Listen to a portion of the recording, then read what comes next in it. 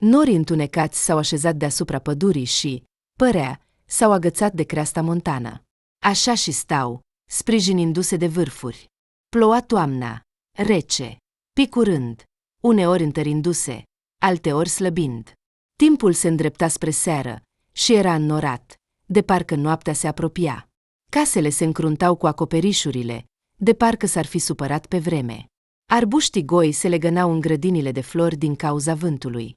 Ascundete, Zoia, nu e de umblat pe curte.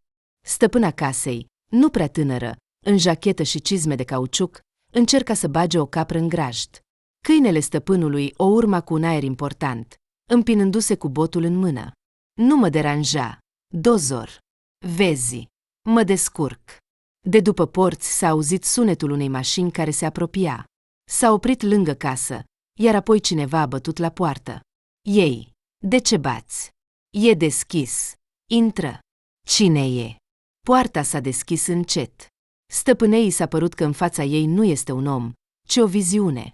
O fată în palton, cu o pălărie deschisă, evident străină în aceste locuri, a rămas nemișcată. La mine, oare? A întrebat femeia.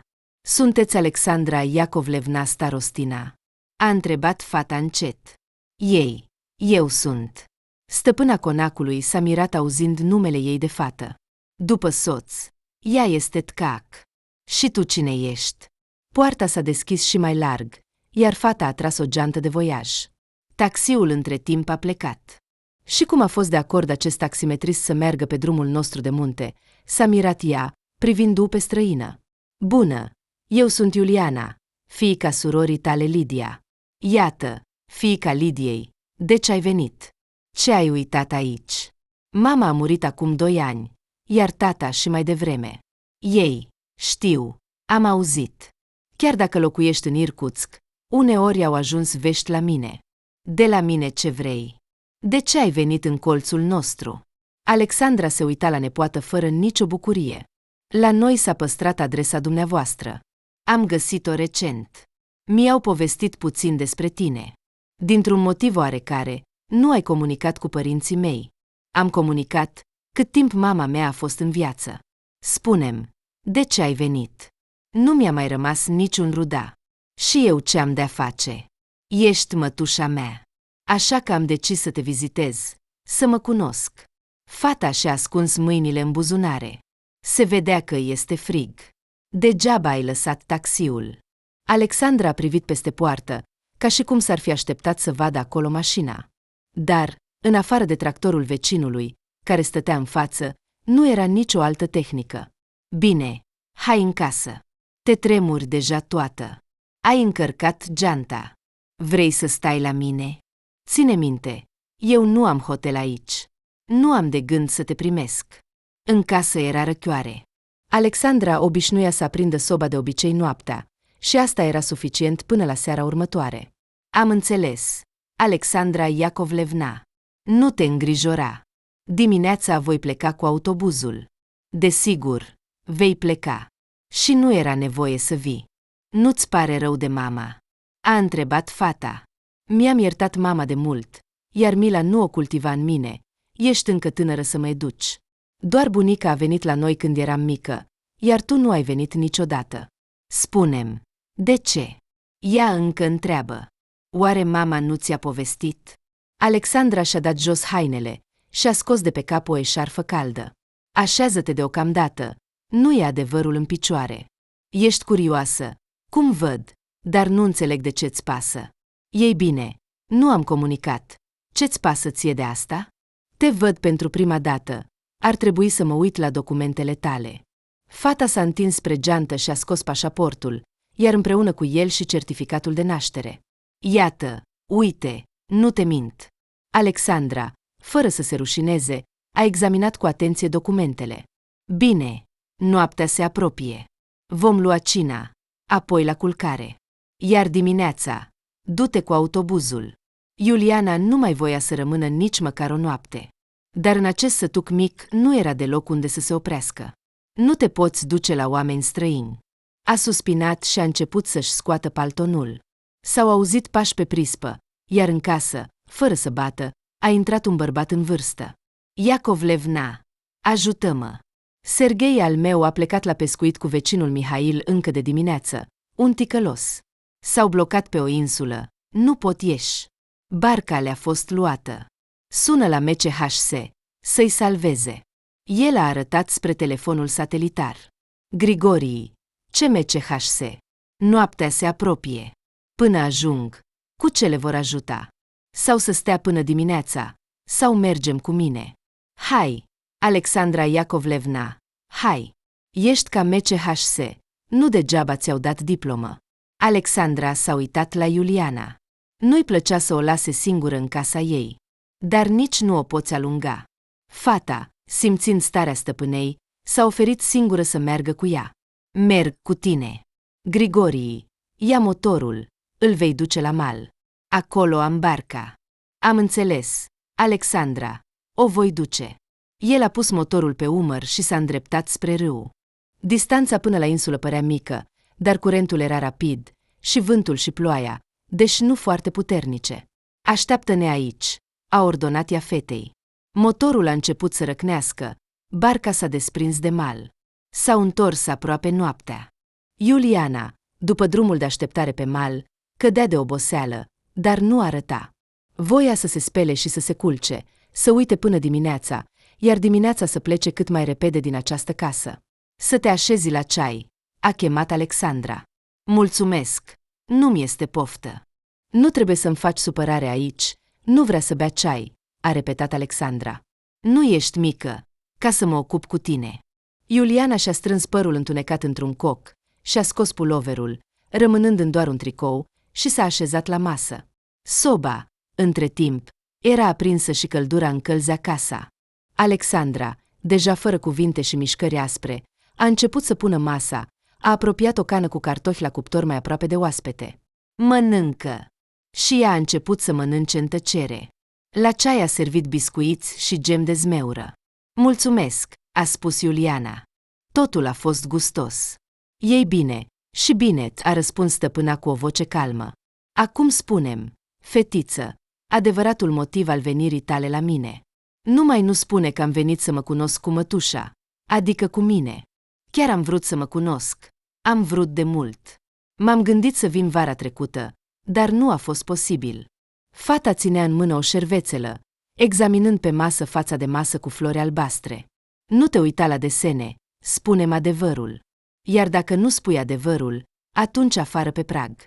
Nu mă voi uita că e noapte. Te voi conduce. Mergi unde vrei. Nu ai milă în tine. Iuliana a sărit ca arsă. Mai bine să dormi la oameni străini. A început să se îmbrace. Așează-te. Eu în casa mea trebuie să știu cu ce gânduri ai venit la mine. Poate ai făcut ceva, iar acum ai decis să te ascunzi. Buzele fetei tremurau, eșarfa nu o asculta și nu putea să o pună cum trebuie. Am avut un logodnic, care studia la distanță la calea ferată. Ne-am întâlnit. Apoi a murit. Încă înainte de întâlnirea cu Ivan, a apărut un admirator, dar nu un admirator, ci așa, un tip insistent, care nu-mi dădea pace. I-am spus imediat că nu mă voi întâlni cu el, dar el tot nu s-a lăsat. Cât timp Ivan venea, el nu apărea, iar acum din nou mă urmărește. A spus că nu-mi va da pace, un nebun.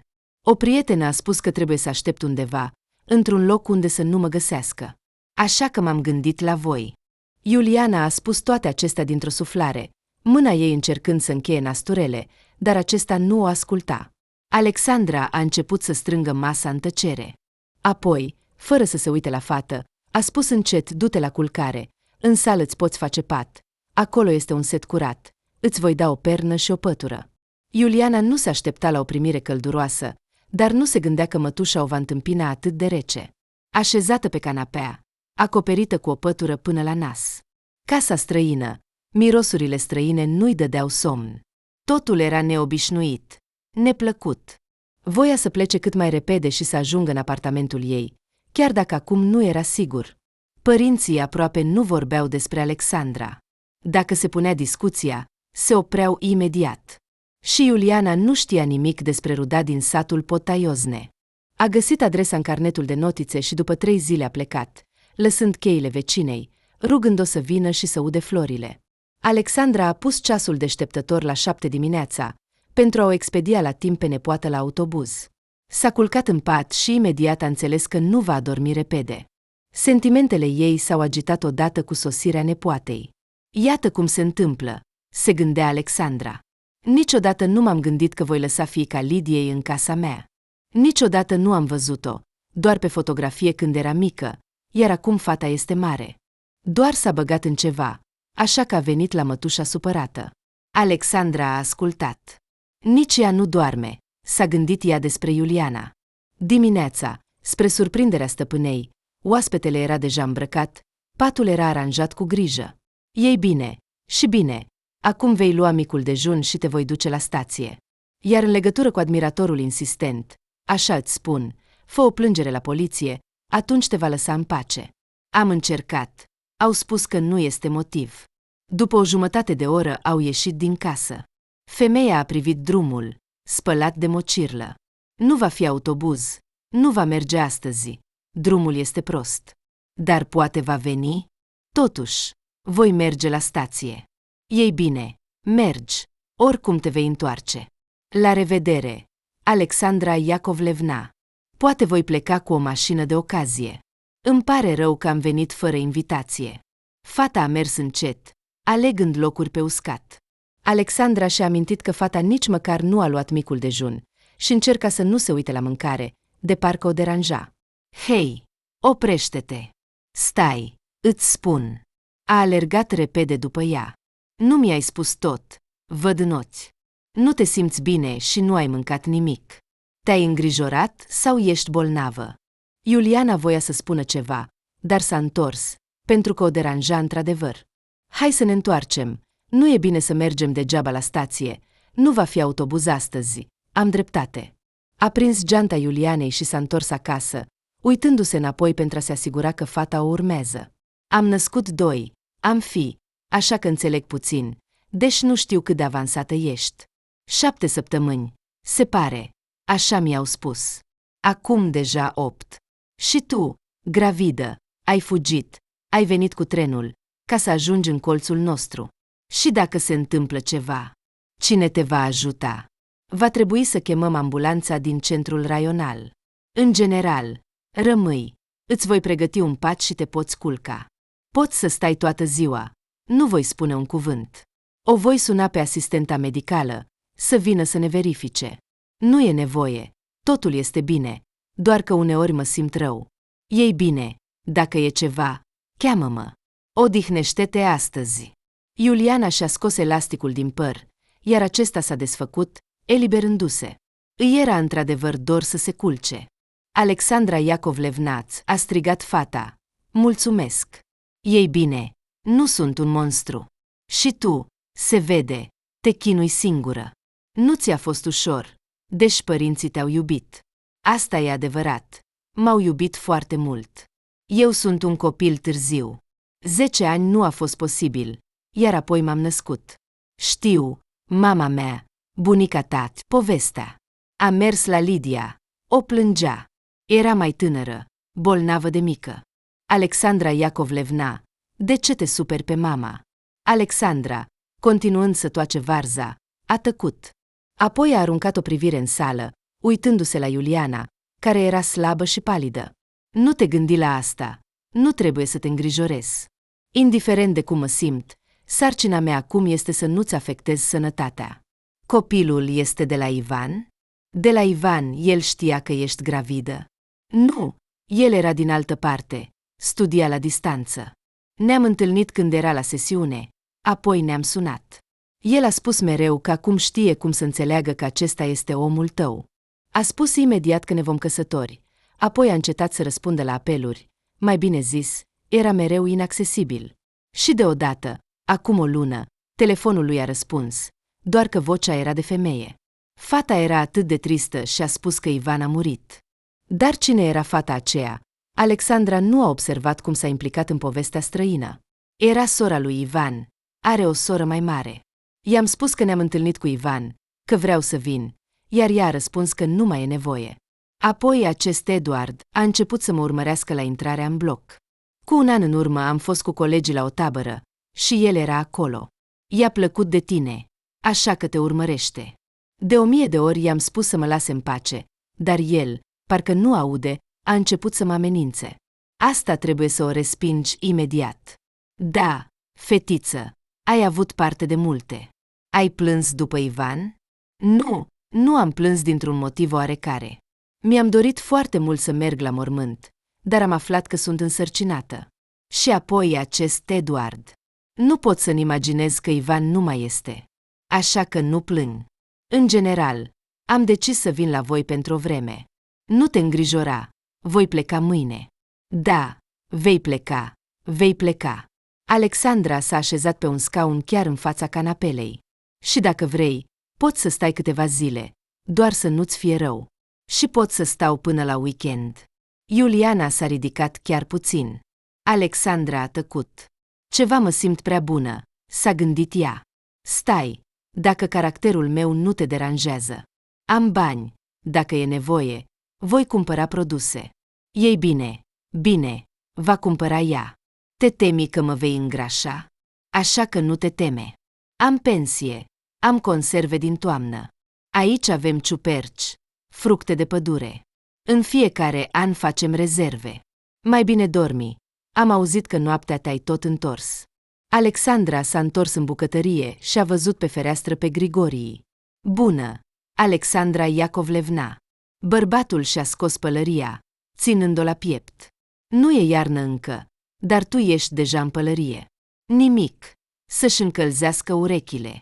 Alexandra Iacovlevna, de ce am venit? Despre barca pe care au luat-o ieri.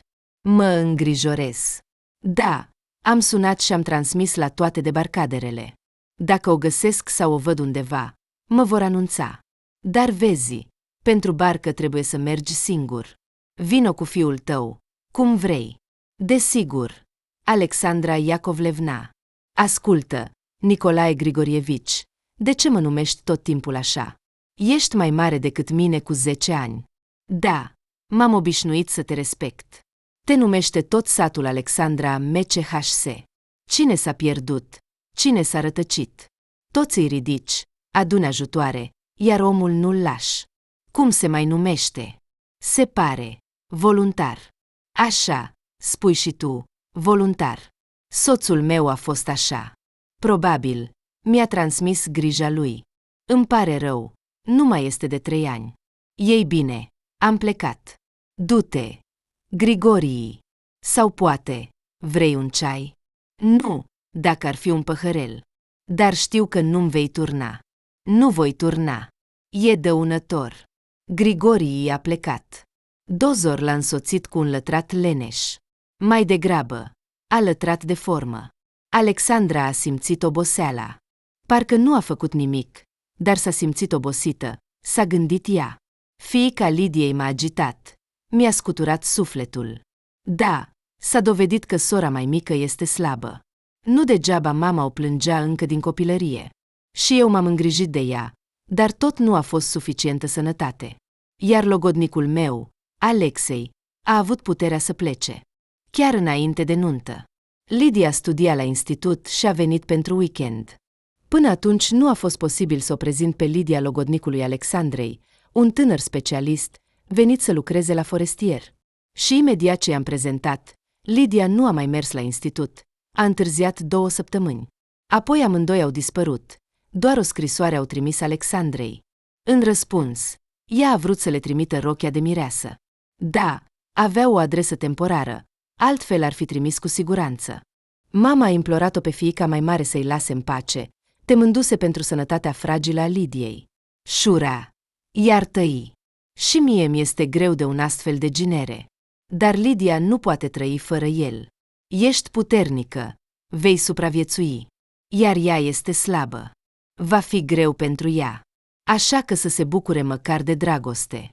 Și Alexandra, plângând în pernă, i-a spus mamei să trăiască cum vrea, iar eu nu vreau să-i cunosc pe amândoi.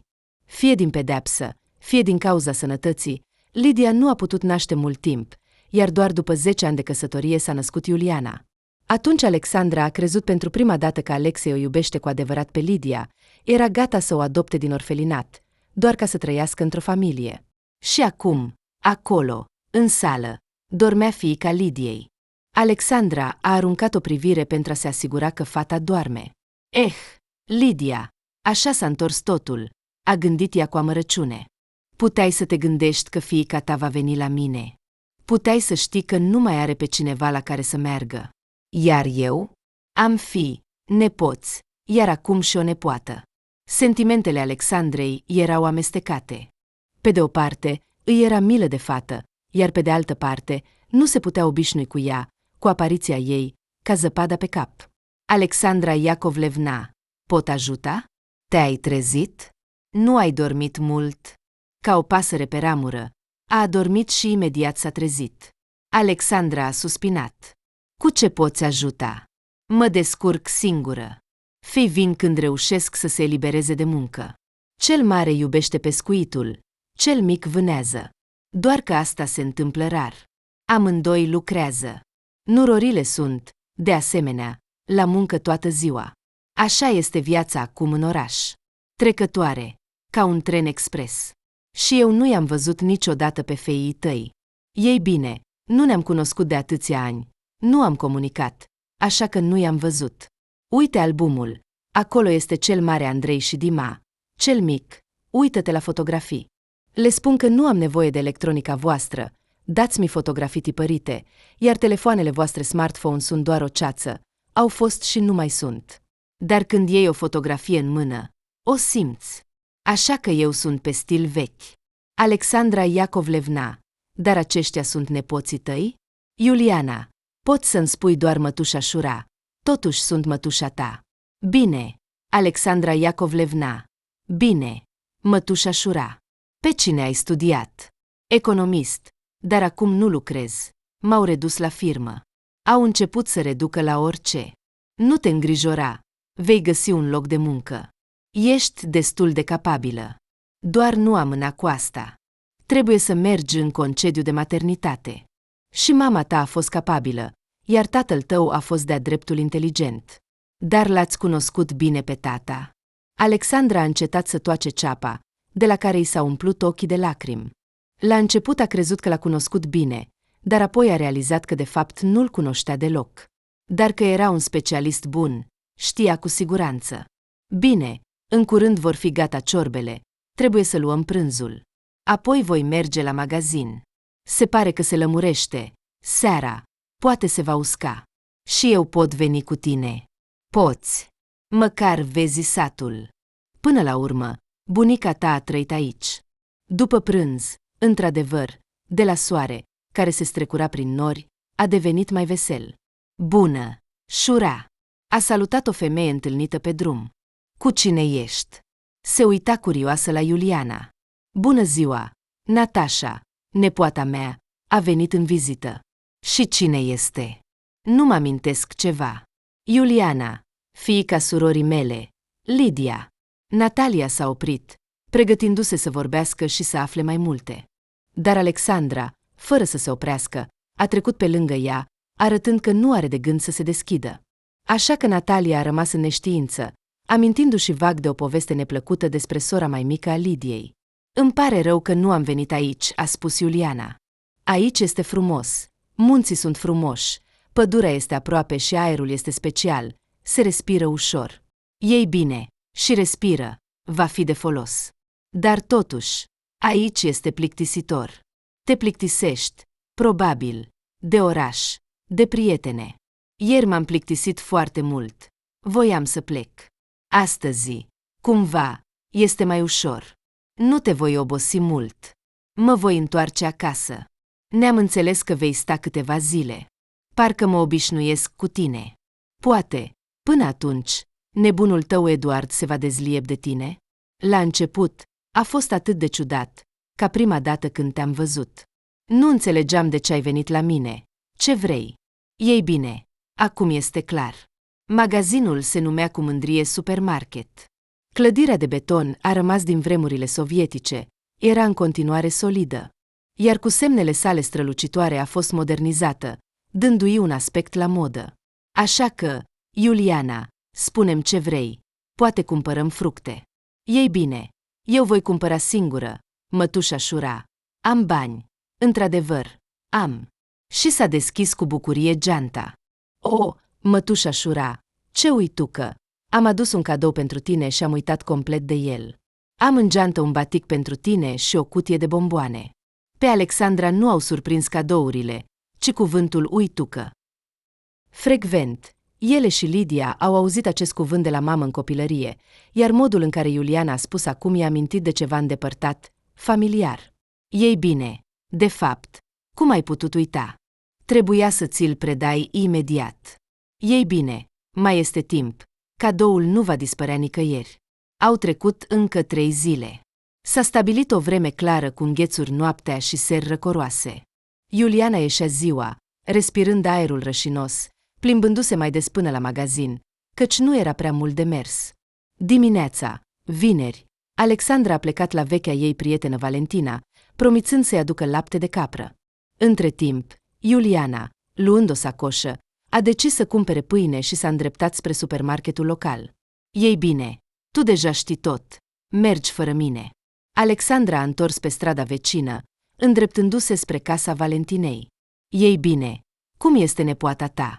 A întrebat stăpâna, primind borcanul cu lapte. Ei bine, nu se plânge, trăiește. Ai spus despre Lidia? Știe de ce nu ați comunicat. Poate că bănuiește, dar eu nu am spus. Este însărcinată, de ce să-i amintim de vechile noastre neînțelegeri? Deși la început, imediat ce a apărut, mi-am amintit totul, de parcă s-ar fi întâmplat ieri. Apoi, parcă a trecut, m-am liniștit. Da, și ea este o fată bună, doar că viața ei este complicată. La o oră după ce Valentina a fost chemată să-și petreacă prietena, a propus să facem o plimbare. Hai să mergem la mine, te voi prezenta cu nepoata mea. Vei vedea ce fată frumoasă a crescut, a sugerat Alexandra. Atunci vom merge împreună, a râs Valentina. Bine, hai să mergem. Câinele de pază, fluturându-și coada, le-a însoțit până la ușa de la intrare, iar Alexandra s-a uitat cu atenție la lacăt, ceea ce nu ar fi trebuit să facă. Nu a venit încă, a întrebat ea. Stăpâna casei i-a scos cu neliniște cheia. Primul lucru pe care l-a făcut a fost să se uite în sufragerie, unde ar fi trebuit să fie geanta de călătorie a Iulianei, și, văzând că este la locul ei, s-a liniștit. Dar unde este nepoata? A întrebat Valentina. Asta mă întreb și eu. Unde ar putea fi? A stat atât de mult timp în magazin, fără să facă nimic. Acum mă gândesc unde ar putea fi. Nu am pe nimeni cunoscut, nici rude, în afară de mine. Ascultă, Valentina, mă duc eu la magazin, mă îngrijorez pentru ea. Și eu vin cu tine. Pe stradă, Alexandra se uita în jur, sperând să o vadă pe Iuliana în paltonul ei deschis și cu căciulița. Dar, în afară de Natalia, nu a întâlnit pe nimeni. Șura! A strigat ea. Ce? Ai chemat toată familia la tine. Ce familie? Încă un ruda a venit la tine. De fapt, viitorul. Dar tu nu știi. Ce ruda? Vorbește deja. Nu mai trage de timp. Natalia și-a tras gluga. Simțind cum vântul îi suflă prin căciula tricotată, s-a apropiat. Așa că, acum 2 ore, la stație, un tip, sau un bărbat tânăr, nu l-am văzut bine. M-a întrebat de adresa ta. Spunea, unde este strada Sosnovaia? Și a menționat numărul casei tale. M-a întrebat dacă a venit cineva la tine în aceste zile. I-am spus că, în afară de nepoata Iuliana, nu am văzut pe nimeni. Dar cine este el? A spus că este logodnicul nepoatei tale. Vroiau să vină împreună, dar s-au ratat. Ah, Natasha, nu ești de ajutor pentru ștriliți. Ai spus totul primului străin pe care l-ai întâlnit. Alexandra se uita în jur, gândindu-se unde să fugă. Ce am spus greșit? Bine, Natasha, totul e așa, tu nu ești de vină. Ce să fac? Valentina, du-te acasă, iar eu mă duc să caut. Cum se spune, nu au fost probleme, dar s-au adunat oamenii. Poate că logodnicul ei a venit, dacă știe adresa? Problema este că el nu ar trebui să aibă adresa. Iuliana nu ar fi trebuit să-i spună. Ea a fugit de el, dacă acesta este cel la care mă gândesc. De peste drum a ieșit Nicolae Grigorievici. Tot în aceeași căciulă cu urechi și jachetă. Iacov Levna, De ce ești atât de neliniștită? Oh, așteaptă, Grigorievici, nu am timp pentru tine acum. Nu cumva cauți nepoata? Da, desigur. Mă întrebam ce bărbat s-a atașat de ea. La început părea că doar discută. Apoi am văzut că ea fugea de el, iar el o urmărea. Așa au dispărut în fundătură. El o apucă de mână, iar ea își retrage mâna. Dar de ce nu ai ieșit? Am ieșit, dar ei deja plecaseră. Am crezut că vin la tine. Alexandra, dând din mâini de supărare, aproape a alergat spre casă. Nu te voi lăsa. Valentina mergea în urma ei. Trebuie să anunț poliția. Să se lămurească cine a venit. În zona poliției trebuie să sun. Alexandra a deschis cămara, a aprins lumina și a scos o pușcă învelită în sac. Șura, lasă, nu te gândi. Valentina a apucat-o speriată pe Alexandra de mână. Nu merge singură. Valentina, du-te acasă. Sună din nou poliția, iar eu mă duc pe drum prin pădure. Așa e mai aproape. În afară de a lua o mașină de ocazie, nu au cu ce pleca. Autobuzul vine doar dimineața. Mă tem că nu este logodnicul, ci cel de la care a fugit. Dacă lucrurile sunt la locul lor, atunci nu a plecat de bunăvoie. Dar dacă el are mașină, atunci e foarte rău. Dar nu cred. Drumul nostru nu e grozav, puțin probabil să fi plecat cu mașina.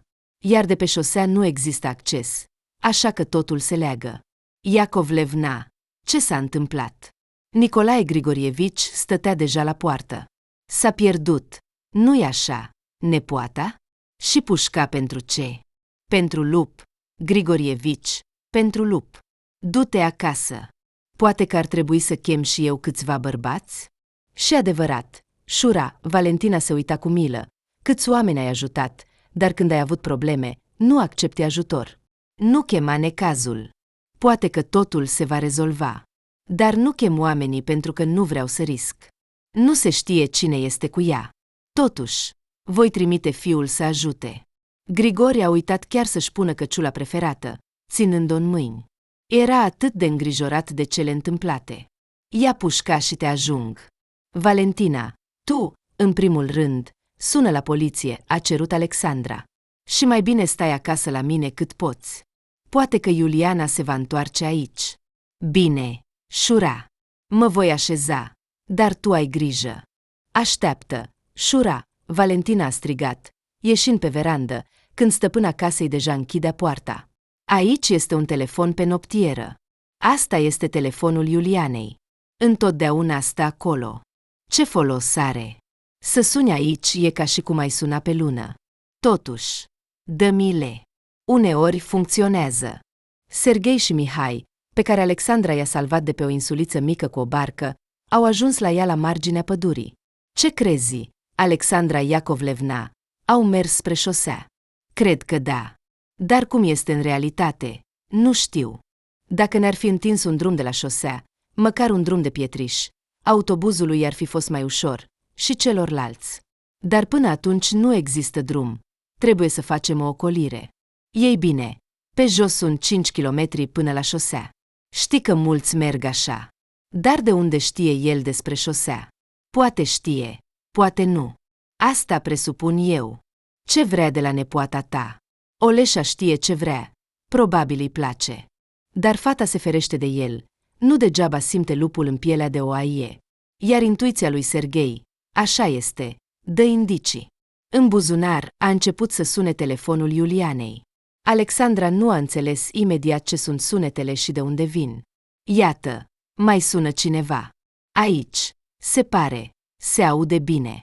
Serghei, pe ce să apăs? Că eu am telefon cu butoane. Serghei, aruncând pușca pe umăr, a atins ecranul. Vorbește. Mătușa Șura. Alo, te ascult. O voce feminină adultă a repetat de mai multe ori clar. Ai sunat la acest număr de câteva zile. Asta înseamnă că Iuliana a sunat.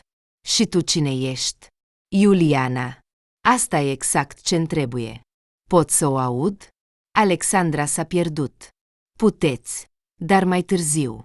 Poate să transmit ceva. Nu pot spune în 2 cuvinte. E o discuție lungă. Să sune înapoi la acest număr. Eu voi răspunde. Mă numesc Ecaterina. Oh, nu am timp acum. Alexandra se uita spre pădure. Spune-mi, măcar cine ești? Iuliana este nepoata mea. Eu sunt sora mai mare a Vanei. Ea știe. Ivan o numea logodnică. Și acum o numește. Doar că el este în spital. Oh, dragă, veste bună. Am înțeles. Am înțeles. Alexandra a accelerat pasul, încercând să nu rămână în urmă față de bărbați. De mult timp nu a mai simțit o astfel de neliniște. Iată, ce întorsătură! Se pare că logodnicul s-a arătat. E viu. Așa înțeleg. Ei bine. Acum, Iuliana, te rog să te găsești. Nu o supăra pe mătușă. În pădure, pe alocuri, deja căzuse zăpada, iar iarba, care nu apucase să se îngălbenească, era acoperită de brâmă. Umiditatea, frigul și mirosul pădurii de toamnă i-au întâmpinat. Ei, așteaptă, hai să ne oprim, sunt obosită. Iuliana respira greu, încetinind pasul. Edic, te rog.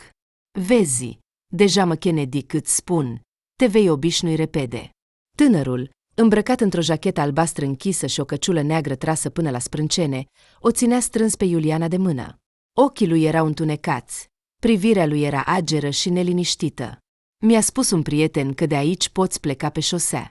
Ei, așteaptă, hai să ne odihnim. Sunt obosită. Edic. Iuliana a înțeles deja că cu cât te adresezi mai drăgăstos băiatului, cu atât el devine mai ascultător și a decis să folosească o stratagemă. Bine, stăm 5 minute. Fata s-a sprijinit de un copac, când el în sfârșit i-a eliberat mâna. Cum m-ai găsit? Tânărul a zâmbit. Îți spuneam, te pot găsi oriunde. Și aici, întâmplarea m-a ajutat. Am venit la tine. Asta după ce nu te-am văzut câteva zile. Am întors mânerul, iar ușa s-a deschis. M-am gândit de ce Iuliana a uitat să închidă ușa. M-am uitat în sufragerie, în dormitor, în biroul tatălui tău. Nu era nimeni. Am văzut că vecina ta stătea în bucătărie cu o stropitoare, iar ea era cam amorțită. Ei bine, i-am spus că am venit de la vechea ta muncă. Am adus o veste bună. Te reabilitează, chiar dacă au trecut 3 luni. Se uita la mine cu suspiciune. I-am spus numele fostului tău șef. I-am povestit despre tine, cât de bun specialist ești. I-am spus că nu putem lua legătura, pentru că ți-ai schimbat cartela. Se părea că m-a crezut. A spus că ai plecat. Am cerut adresa. I-am spus că este o veste urgentă, că trebuie să-i spun. A început să te sune. Ei bine, m-am gândit că planul meu s-a dus. Nu a reușit să sune, din fericirea noastră. El s-a apropiat de fată și s-a sprijinit de copac cu mâinile, apropiindu-se de ea. Respirația lui, din cauza mersului rapid, era accelerată. Iuliana s-a întors. Crezi serios că ne vom căsători? Eu nu te iubesc și nu te-am iubit niciodată. Înțelege asta, în sfârșit. Dar nu am nici pașaport. Tânărul a tras geanta Iulianei spre el, aproape că i-a smuls-o. A deschis-o și a început să caute în ea, uitându-se la fată. Și asta ce este? A scos pașaportul. Fetele prevăzătoare își poartă pașaportul cu ele. Poate că cineva te va cere de soție, iar aici ai și documentul, a observat el cu ironie. Ce prostie! Mă tragi degeaba cu tine. Fără acordul meu, nimeni nu mă va căsători. Ei bine, atunci hai să ne întoarcem la mătușa ta. Bietă bătrână, floarea lui Dumnezeu. Trăiește singură, iese pe verandă și alunecă. Și cine e de vină? Nimeni nu e de vină. Așa se întâmplă. Iuliana a vrut să spună că mătușa ei nu este deloc o bătrână, dar a tăcut. Informație suplimentară pentru Eduard. Încă un atu în mâinile lui. Ce treabă are mătușa? Asta spun și eu. Mătușa nu e de vină că te împotrivești. Înțelege, Iuliana, nu vei avea pe nimeni mai bun decât mine. Voi avea grijă de tine. Vom trăi așa, încât toată lumea va fi invidioasă. Ei bine. Ce? Am mașină. Am un acoperiș deasupra capului. Uite ce apartament frumos ai. În astfel de palate e plictisitor să fii singur. Așa că îți place apartamentul meu. Așa că ai venit și ai încercat să te agăți. Du-te de aici. Fata a împins cu toate forțele, el a dat un pas înapoi, iar furia a început să fiarbă în ea. Și ea, ca un cățeluș înfuriat, și-a smuls geanta cu pașaportul. Du-te unde vrei, dar eu nu merg nicăieri cu tine. Stai, nu te apropia de mine.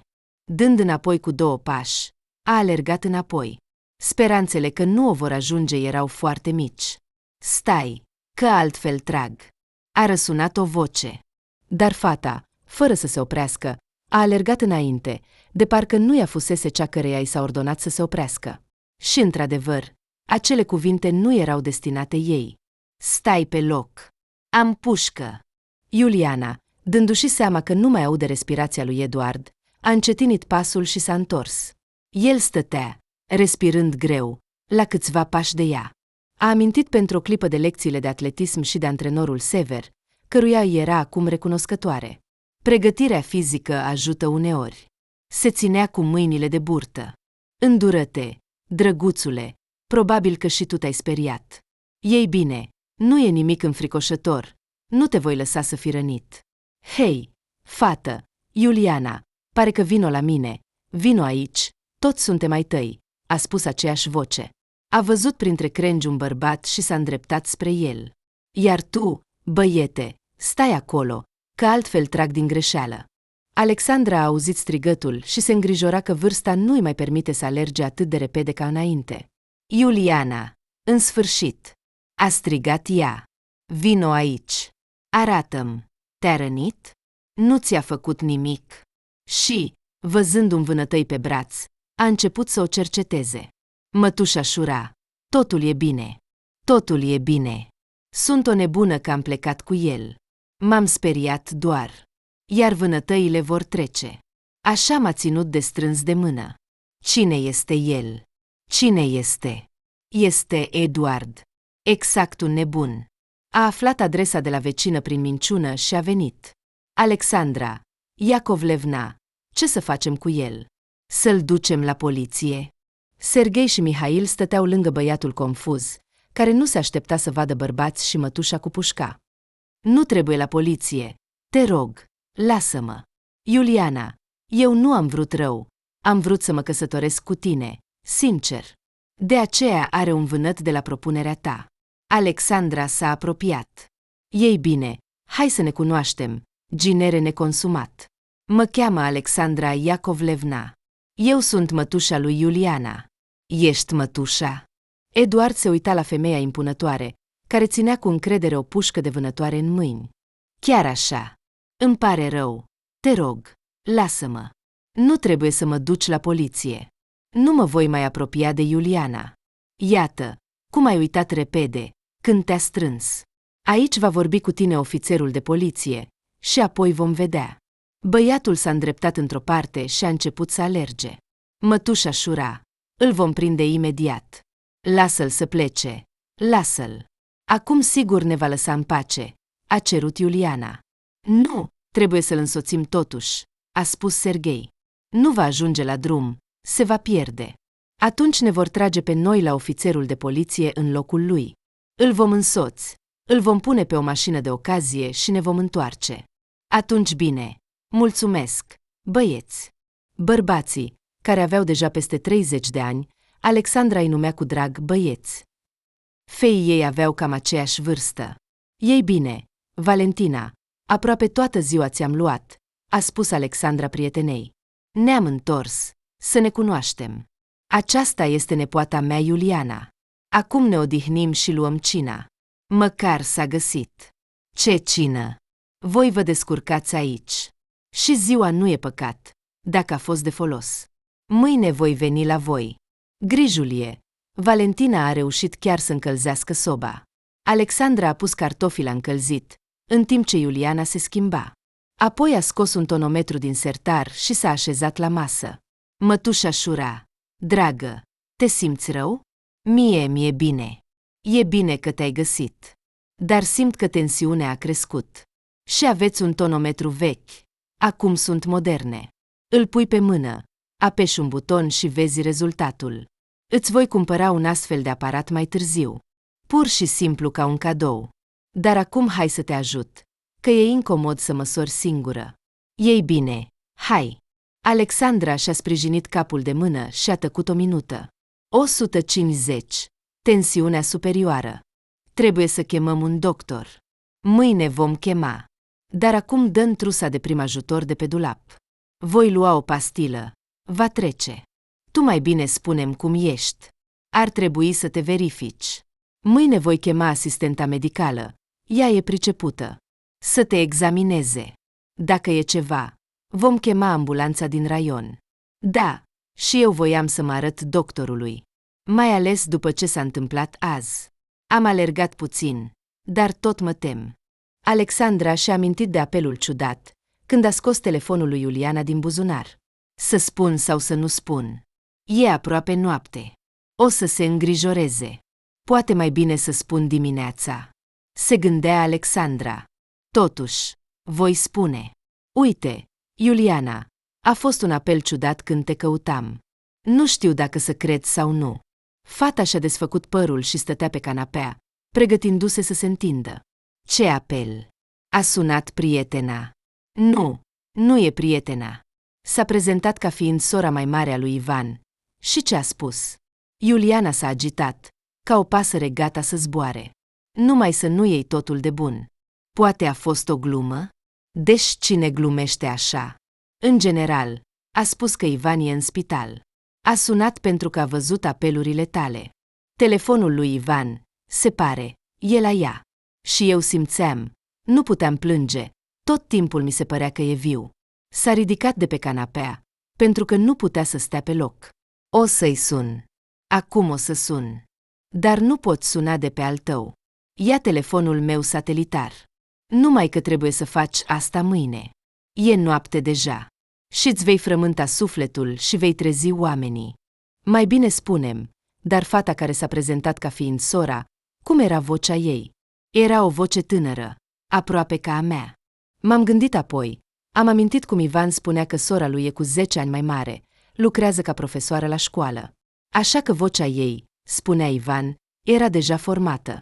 Era o voce aproape adultă. Și vorbea într-un mod tăiat, dar clar. Așteaptă, Iuliana, până dimineața. Cel mai probabil, eu cred că această soră mai mare care a sunat azi. Du-te la culcare cu gânduri bune. Trebuie să te odihnești. Și eu la fel. Igor, mă întorc. Edic a sunat prietenul, imediat ce s-a așezat în mașina de ocazie. Mai exact, l-au așezat. Serghei și Mihail l-au însoțit pe oaspetele neinvitat până la drum. Frecându-și umărul, Edic a format numărul prietenului. Sper că nu e singur. Auzi, Ed, e cu tine? V-ați înțeles? Singur. Mă duc acasă. Nu ai putut să o convingi pe fată. Igor, acolo e o mătușă cu pușcă și 2 bărbați vânători. Abia am scăpat. Ești nebun. Ed, te-am învățat cum trebuie. Așa o ocazie a apărut. Fata cu apartament și fără părinți.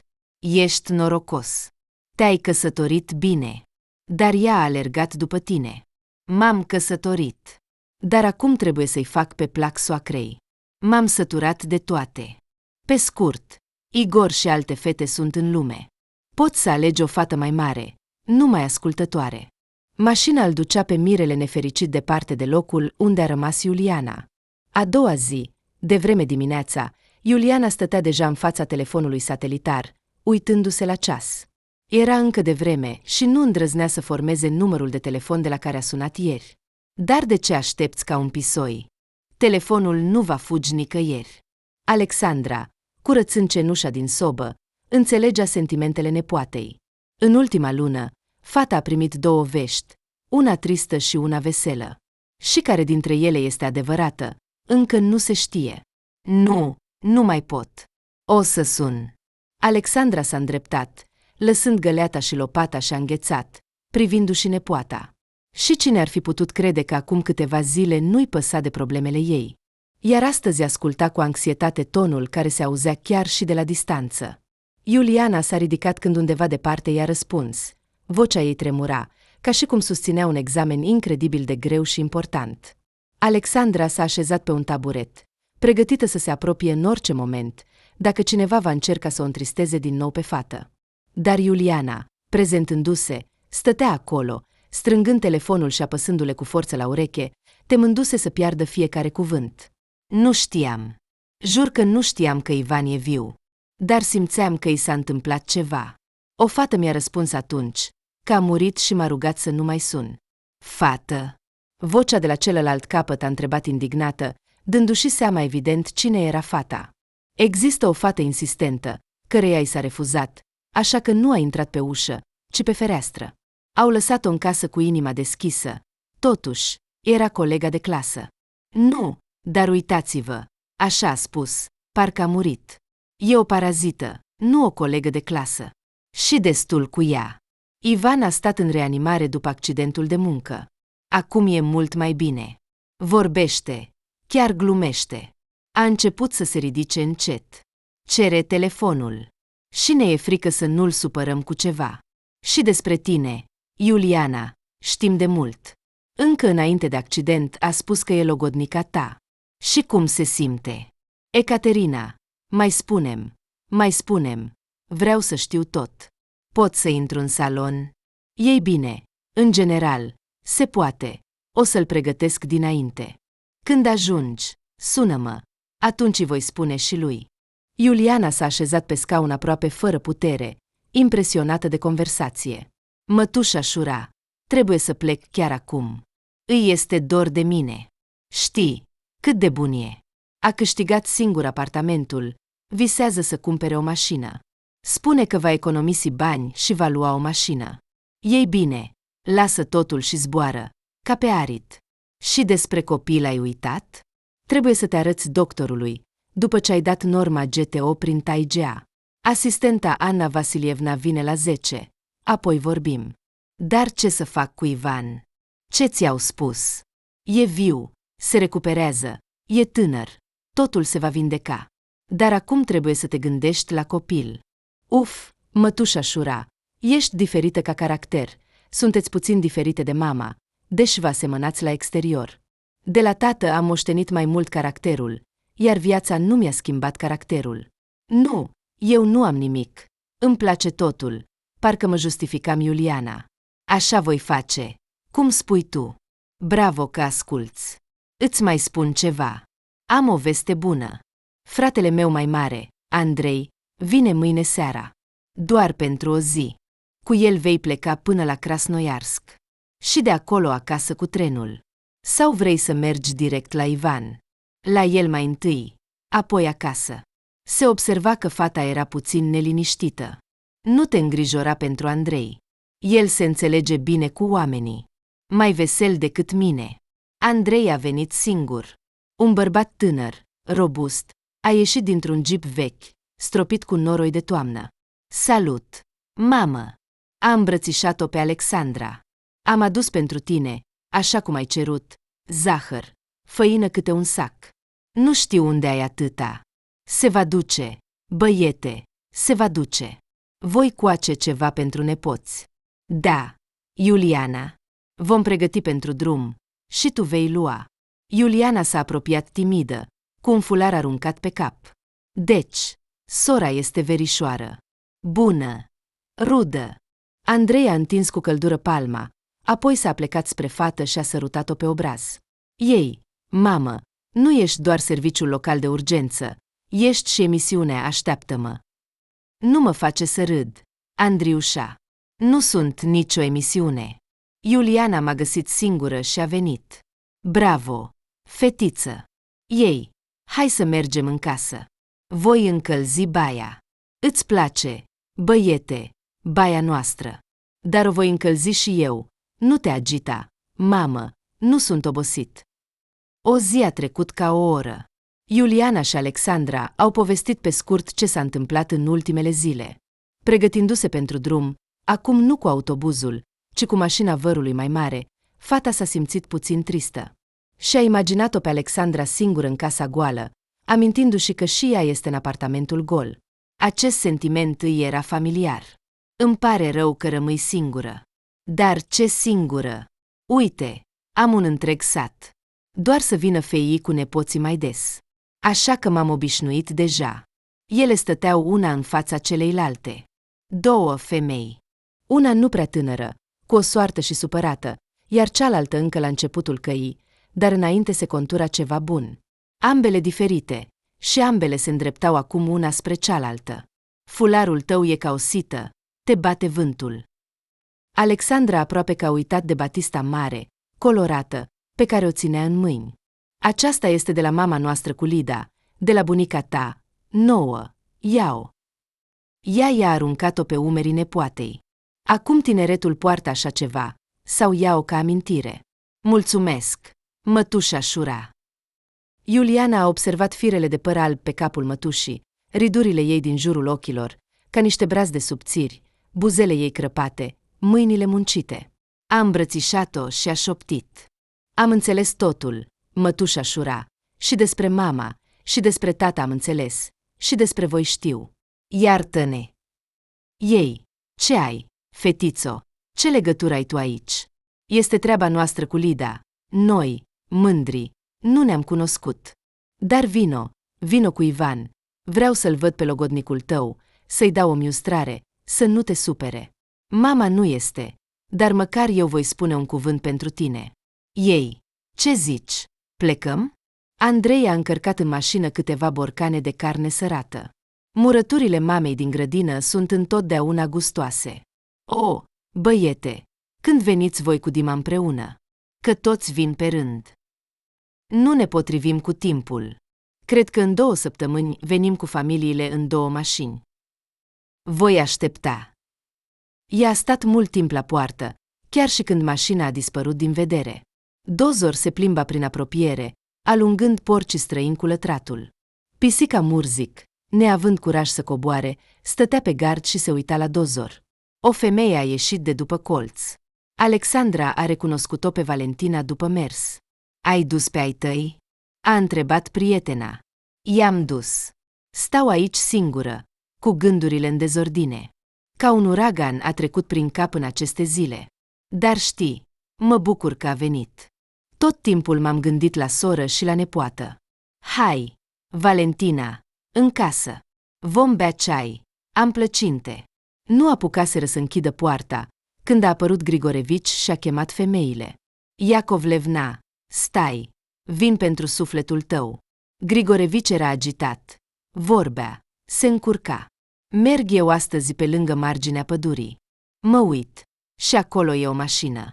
O mașină de tip Zigul. Ei bine, aproape nouă. Modelul este nou. Eu, până la urmă, înțeleg. Ei, naște mai repede. Nu s-a putut abține Alexandra. Ce este cu mașina? Așa că mașina nu are nimic. Stă singură, închisă, iar în jur nu este nimeni. Am mai mers puțin. Am strigat. Nimeni. Iar în mașină este o găleată goală. Așa că mă gândesc. Sunt ciobani. Ce ciobani în vremea asta? Iarna se apropie. Dar ciupercile ce le pasă, chiar dacă s-au înghețat. Mă gândesc că ciobanii s-au rătăcit. Oh, Grigorevici, vei avea de suferit dacă ai glumit. Du-mă, unde este această mașină? Mașina stătea într-adevăr singură pe drumul de țară și nu era nimeni în apropiere. O jumătate de oră, 3 dintre ei strigau proprietarii mașinii. Nimeni nu a răspuns. Ei, cine poate, să se apropie. Vom merge în lanț măcar până la poalele muntelui, până vin salvatorii. Alexandra s-a uitat la Grigorevici. Cheamă-l pe fiul Serghei și pe Mihail vecinul, să vină bărbații să ajute. Asta e de la sine înțeles. Eu voi merge și eu, a spus Nicolae Grigorevici, ajustându-și căciula. Dar mai bine ai sta acasă, nu ești tânăr de mult. Ce înseamnă nu ești tânăr? Grigorevici s-a uitat la Alexandra cu ochii lui uleioși. Eu încă nu sunt nimic. Ei, tu, câine, voi spune Ninei Ivanovna, să se ocupe de tine. Iacovlevna, eu vin din cele mai pure motive de grijă, vreau să ofer ajutor. Dar am înțeles motivele tale, mai bine cheamă oamenii. Dacă e să chem oamenii, se va face, suntem voluntari. Voluntari, Nicolae, voluntari. Au căutat aproape până la noapte. În cele din urmă, s-au întâlnit cu un bărbat și o femeie speriați, care căutau în zadar ieșirea din pădure. Să urcați în mașină și să veniți la mine, veți rămâne peste noapte, a propus Alexandra. Nu, acum nu ne vom mai rătăci. Bărbatul îi privea cu recunoștință pe localnici. Ne-am sperat că MCHC ne va căuta, iar voi ați venit. Mulțumim, ne-ați salvat. De dimineață ne tot rătăcim. Acasă, Alexandra, aproape că căzuse de oboseală, a dat de mâncare câinilor, a hrănit-o pe Murzic, iar ea a băut apă, neavând puterea să fiarbă ceai. Se pregătea să se culce, când a sunat de la raion. Alexandra Iacovlevna, ce se întâmplă acolo cu urgența? Se pare că ciobanii s-au rătăcit. Iura, ești tu? Au fost găsiți, avem forțe proprii, au fost ajutați. Sunt vii și sănătoși, au plecat acasă. Așa că totul este în regulă, Iuri Stepanovici. Ei, mulțumesc, Alexandra Iacovlevna. Din partea tuturor, mulțumesc. Poate ai nevoie de ajutor? Ce ajutor? O cale mai decentă pentru noi, ca autobuzul să circule mai des. Ei, dacă ar fi în puterea mea. Dar voi aminti deputaților. Să se străduiască. Iuri Stepanovici a închis telefonul. Din nou pensionara din Taigea a încercat? A întrebat colegul său tânăr. Știi, a răspuns Iuri Stepanovici cu gândul, nu-mi vine să-i spun pensionară. Este ceva disprețuitor în asta. Și tu acum ai întrebat cu o aluzie. Dar, între noi fie vorba, pe oameni ca Alexandra Iacovlevna, simpli, neobservați, se bazează multe în țara noastră. Ține minte, Metchikov. Trebuie să știi să lucrezi cu oamenii. Și pe cei ca Alexandra Iacovlevna, să-i apreciezi. Este o femeie minunată. Dimineața, în loc de așteptatul ninsoare umedă, a ieșit soarele. Alexandra s-a strâns, ieșind din patul cald, și s-a întins ca o fetiță. Trebuie să fie, doar soarele, dar cât de mult mă bucură. S-a gândit ea. Cum au ajuns Andrei și Iuliana? S-a urcat ea în tren? Alexandra s-a uitat la telefon. Bine, voi aștepta un apel de la băieți și de la nepoată. Sau mai bine, voi suna eu. Cum sunt ei, ai mei dragi?